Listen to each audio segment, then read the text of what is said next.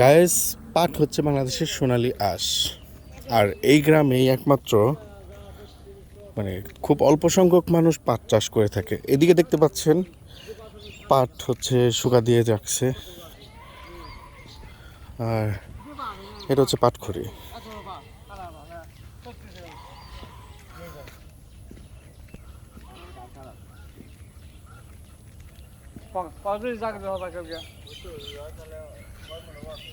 আর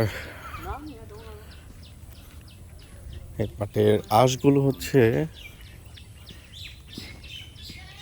এই পাটখড়ি থেকে হচ্ছে আলাদা করা হয়।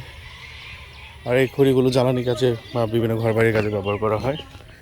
আর পাট তো হচ্ছে অনেক কাজে বিক্রি করা হয়। যাই হোক, এই গ্রামে মোটামুটি পাট চাষ হয় ভালোই। এই দিকে দেখতে পাবেন যে পাট জাগ দিয়ে রাখছে।